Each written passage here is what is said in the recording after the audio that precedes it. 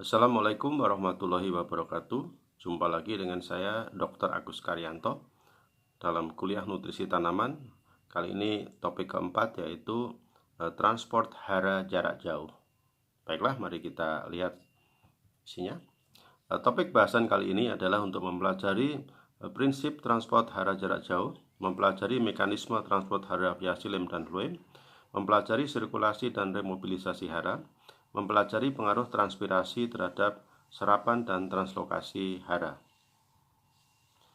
Nah, ada beberapa prinsip transport hara jarak jauh. Yang pertama, transport unsur mineral terlarut dalam senyawa-senyawa organik berbobot molekul rendah dapat terjadi di dalam pembuluh xilem dan floem.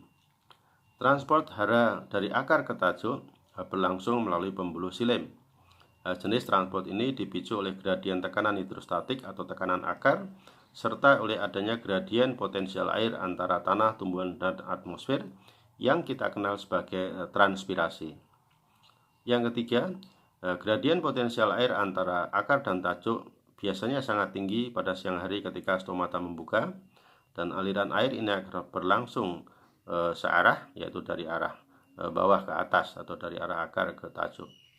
Dan yang keempat, selama transport jarak jauh, unsur mineral dan larutan organik ditransfer dari xilem dan floem melalui suatu proses pertukaran yang ekstensif yang dibantu oleh sel-sel khusus yang disebut sel-sel transfer. Bagaimana mekanisme transport hara melalui xilem? Yang pertama, transport solut berlangsung secara aliran massa, jadi bersama-sama dengan air transpirasi melewati jaringan pembuluh mati yang disebut apoplas, atau dikenal sebagai apoplas, jaringan mati pada pembuluh xilem, jadi berupa tabung-tabung kosong. Namun demikian, terdapat interaksi zat terlarut dengan dinding sel pembuluh maupun dengan sel parenkim. Interaksi yang terjadi adalah adanya absorpsi atau pertukaran kation polivalen dan reabsorpsi hara mineral serta pelepasan atau ekskresi senyawa organik dan dari sel-sel hidup yang mengelilinginya, yaitu parenkima xilem dan parenkima floem. Ya.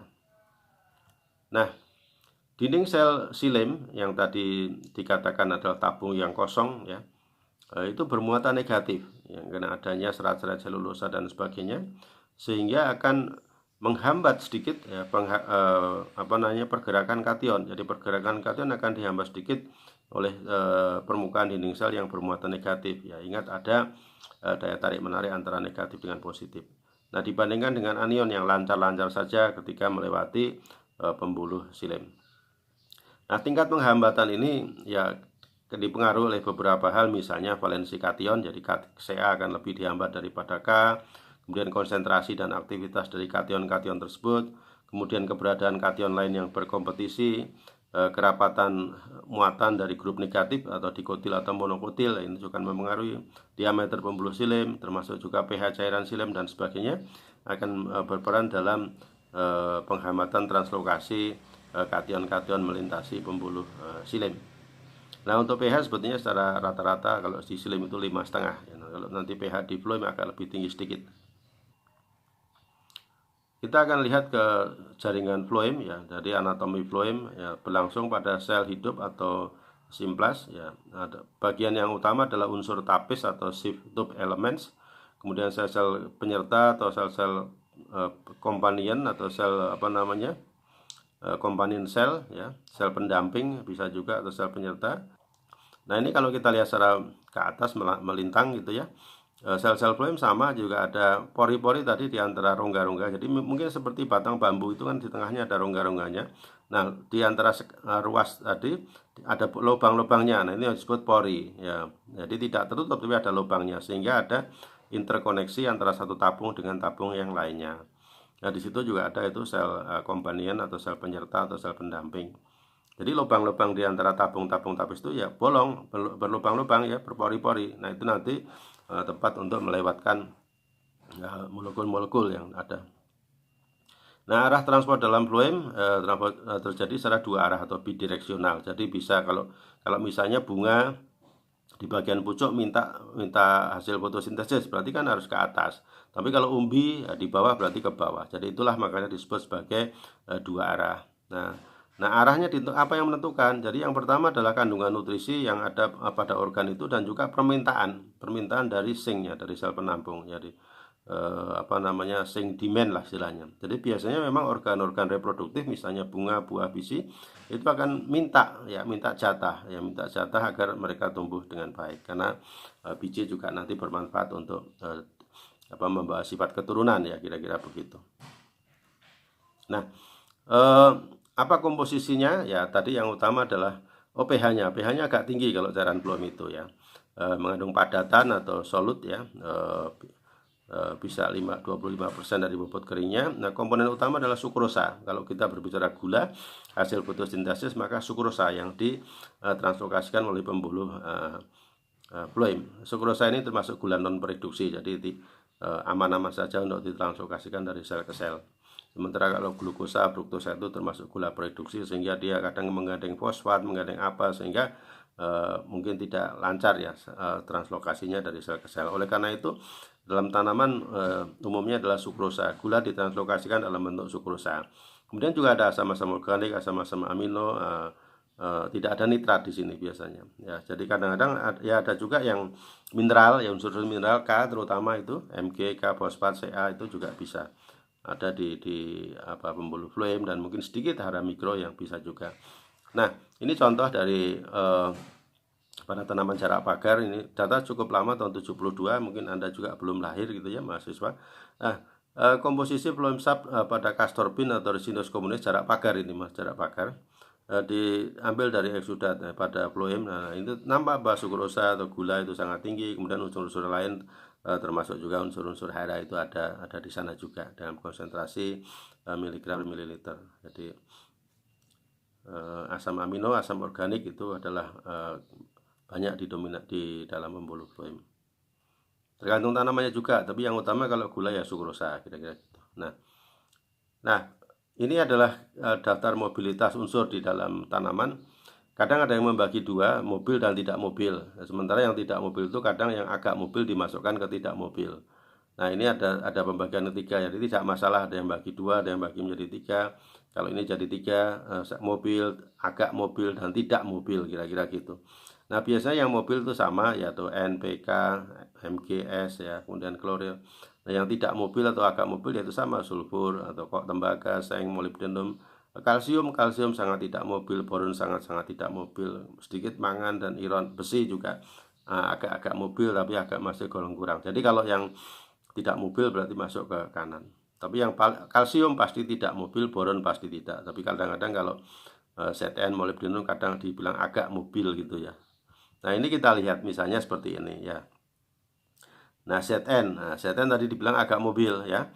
Ini ilustrasinya adalah pendeteksian mobilitas unsur ya dari bawah ke atas ya. Dari bawah ke atas digambarkan dengan panah yang hitam.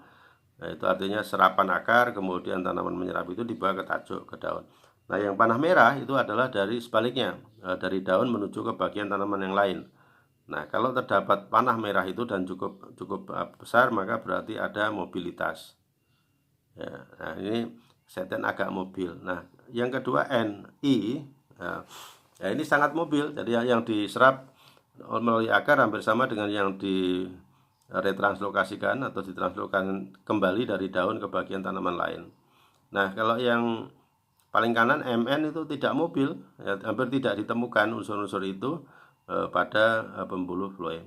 Ya, jadi ini adalah mobilitas Zn, Ni, dan Mn dalam pembuluh phloem ya, secara alami seperti ini. Jadi kalau nikel itu sangat mobil, kalau Zn agak mobil, kalau Mn enggak ya, sama sekali tidak mobil. Jadi terdapat transport dari xilem ke phloem meskipun bersifat uphill transport atau transport melawan gradien konsentrasi yang memerlukan energi ya, ini disebut sebagai transport aktif juga. Kemudian transport dari xilem ke phloem ya penting karena ya penting. Jadi setelah diketahui ada transfer itu xilem ke phloem, maka baru dianggap penting ya, sangat penting ya, karena selama ini ketika kita berbicara transpirasi ya berakhir pada daun, organ atau bagian tanaman yang aktivitas transpirasinya tinggi. Nah, bukan ke daerah yang membutuhkan nutrisi yang tinggi. Nah, maksud saya tahu kan? Jadi misalkan bagian bunga, buah, pucuk dan sebagainya membutuhkan nutrisi, maka itu perlu. Nah, sementara kalau transpirasi tadi kan keluar lewat daun. Nah, jadilah perlu, maka ada transfer dari xilem ke phloem nanti untuk diberikan ke bagian-bagian tanaman yang membutuhkan. Kemudian dari transfer dari xilem ke phloem dimediasi oleh sel-sel transfer yang ada dalam pembuluh xilem dan phloem. Sebaliknya transfer dari phloem ke xilem jarang dijumpai. Ini contohnya, jadi ada transfer jarak jauh melalui pembuluh xilem yang dari bawah, kemudian dari letak daun ke bagian tanaman lain melalui pembuluh phloem, dan di situ ada contoh transfer ya, xilem to phloem transfer ya, suatu protein yang berperan dalam pergerakan hara dari xilem ke phloem dan ini. Oke, kita lanjut ke sirkulasi hara. Nah, sirkulasi hara antara tajuk dan akar. Jadi khusus untuk hara yang bersifat mobil di dalam tanaman. Pada barley ya, nitrogen yang ditransfer ke tajuk ya melalui xilem ya, katakanlah 100%-nya, sekitar 79%-nya ditranslokasikan kembali melalui pembuluh phloem ya sebagai asam organik, dan sekitar 20% dari 79% itu disimpan dalam jaringan akar dan sisanya dikembalikan lagi ke tajuk. Jadi ada yang naik turun. Artinya setelah diberikan ke akar, kemudian ada yang naik lagi ketika akar sudah merasa tidak butuh ya. Nah, retranslokasi K dari tajuk ke akar melalui pembuluh phloem dapat mencapai 20% dari transport akar ke tajuk via xilem. Jadi cukup banyak juga. Nah, ini contohnya peranan K. Kita lihat dari bawah dulu. Jadi di situ ada kalium, ada nitrat yang yang akan diserap oleh akar tanaman, kemudian tanaman menyerap nitrat, kemudian nitrat bersama-sama dengan kalium dibawa ke atas ya melalui pembuluh xilem. Nah, sesampainya di daun maka di situ nitrat dilepaskan, kemudian kalium kembali ke arah pembuluh xilem, terus turun lagi ke bawah bersama-sama dengan gula, malat dan sebagainya. Kemudian kalium sampai lagi lah di bawah. Jadi ada pergerakan seperti itu. Nah, di sini peran K adalah sebagai satu, bahwa K merupakan unsur yang mobil dan juga bisa membantu dalam translokasi nitrat dari akar ke daun. Dan K juga mengaktifkan beberapa enzim, jadi sangat erat kaitannya dengan metabolisme selanjutnya, karena ketika tanaman menyerap nitrat terus diubah dulu menjadi amonia untuk bisa jadi asam amino, dan ini kan memerlukan metabolit, memerlukan energi dan sebagainya. Nah, apa pengaruh transpirasi terhadap serapan hara ya? Jadi kalau secara singkat saja bahwa laju serapan ini tergantung dari transpirasi. Yang pertama dari umur tanaman, dan ketika melihat perkembangan tajuk pada saat-saat tertentu tanaman membutuhkan suplai yang masih banyak, tapi setelah itu menurun dan sebagainya. Ini terutama untuk tanaman-tanaman setahun. Kemudian waktu harian, siang dan malam ya, kapan mau diberikan. Konsentrasi eksternal tinggi ya, serapan tinggi, tetapi jangan sampai mematikan ya kan. Nah, kemudian konsentrasi internal tinggi dengan naiknya transpirasi bahwa terjadi secara aliran massa di sini ya. Kemudian unsur mineral atau molekul tidak bermuatan juga akan berbeda ya, lebih cepat dibandingkan dengan ion-ion. Nah, ini contoh penyakit fisiologis busuk ujung buah atau blossom end rot pada tomat. Nah, secara teknis sebetulnya busuk ujung buah disebabkan secara teknis disebabkan oleh defisiensi Ca ya. Tetapi masalah sebenarnya adalah mengapa Ca menjadi defisien pada bagian ujung buah itu, karena pada saat pembentukan buah, pembakaran buah dan sebagainya, air yang tersedia tidak cukup untuk membawa kalsium sampai ke ujung buah.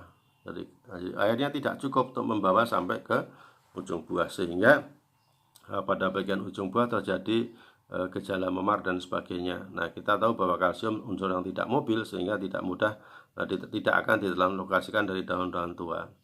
Nah, selain masalah Ca, dari Ca membuat jaringan menjadi lebih lembek, lama-lama membusuk, ada patogen, makanya menjadi hitam dan sebagainya seperti pada gambar. Kalau pada tahap awal translucent saja, maka disebut sebagai blossom end rot gitu ya, merona kira-kira gitu ya. Nah, selain kalsium juga ada faktor yang mempengaruhi busuk ujung buah, yaitu misalnya pH tanah, terlalu banyak pupuk nitrogen, kandungan garam yang tinggi, kemudian perakaran rusak, kemudian ada kalau tanah terlalu dingin mungkin tidak di Indonesia, kemudian ya tanam kultivar yang tahan. Nah, remobilisasi hara ini adalah masuk keluarnya hara dari suatu jaringan. Jadi kalau yang masuknya banyak dibandingkan yang keluar berarti ada neto, ada akumulasi. Sebaliknya kalau yang masuknya sedikit keluarnya banyak berarti ada remobilisasi, ada perpindahan, ada pembongkaran. Jadi penurunan kandungan hara neto ya, atau banyak jumlah per organ disebut remobilisasi. Jadi akan berkurang. Jadi misalnya tadinya nitrogen mengandung 10 unit pada daun tua, nanti lama-lama turun menjadi 8, 7, 6 dan sebagainya. Nah, remobilisasi hara ini penting ya. Tadi tetap ini untuk unsur hara yang mobil. Penting pada beberapa hal berikut. Yang pertama, perkecambahan benih. Ini contohnya. Kita ambil contoh misalnya remobilisasi pada biji asam fitat atau fitin itu mengandung beberapa unsur logam, dan itu ketika ada pitase, enzim pitase, maka terpecah-pecah molekul fitin ini, kemudian sebagian bisa langsung dimanfaatkan oleh tanaman. Jadi berikutnya adalah senescent. Nah ini misalnya ya, tanaman daun yang tua sudah mau senescent, daun yang muda masih berkembang, maka ketika ada unsur yang mobil, maka unsur itu akan berpindah dari daun bawah ke daun atas, sehingga pada daun tua menimbulkan gejala kekurangan atau gejala defisiensi. Jadi kalau tanaman mengalami gejala defisiensi nitrogen pada bagian daunnya, maka bagian pucuknya masih tumbuh, masih bisa tegak dan sebagainya. Nah, unsur hara yang tidak mobil maka tidak terjadi, ya tersimpan di daun, di tempat itulah, nggak bisa bergerak kemana-mana. Ya, jadi itu istilahnya adalah ada terjadi pergerakan hara atau tidak terjadi pergerakan hara. Ini pada saat perkembangan juga sama, ditranslokasikan pada jaringan yang membutuhkan, misalnya pembentukan bunga dan sebagainya. Ketika memasuki organ fase reproduktif ya, maka sebagian daun yang bawah akan gugur ya. Nah, gugur itu bukan tidak selalu karena kekurangan air, tetapi karena unsur haranya sudah terambil, sudah dibongkar ya, diberikan ke bagian pucuk yang membutuhkan, sehingga akan cepat layu ya. Baik. Nah, yang terakhir ini termasuk remobilisasi hara juga ya, termasuk juga nutrisi-nutrisi yang lain, adanya pergerakan atau perpindahan dari daun ke buah ya. Perpindahan itu bisa macam-macam, kemudian ada sinyal yang disampaikan oleh buah agar tetap mendapat pasokan unsur hara dan juga pasokan senyawa karbon. Jadi ini remobilisasi pada fase reproduktif ya. Bagaimana yang digambarkan oleh pada panah-panah itu ya, panah merah, maka sebagian dari unsur-unsur itu sampai ke daun yang tadinya tersimpan pada daun yang tua. Sebagai penutup kan saya sampaikan bahwa transport hara dari akar ke tajuk berlangsung dalam pembuluh silim menurut aliran massa, bersifat searah dan mengikuti aliran transpirasi. Transpirasi dapat mempengaruhi serapan dan translokasi hara, dan transfer hara dari silim ke fluem melalui sel-sel transfer khusus ya, melawan gradien konsentrasi yaitu transport aktif. Unsur hara yang mobil dapat diretranslokasikan dalam jaringan tumbuhan ke jaringan yang lain melalui pembuluh fluem. Demikian yang dapat saya sampaikan. Terima kasih atas perhatiannya. Sampai jumpa di materi pembelajaran berikutnya. Terima kasih. Wassalamualaikum warahmatullahi wabarakatuh.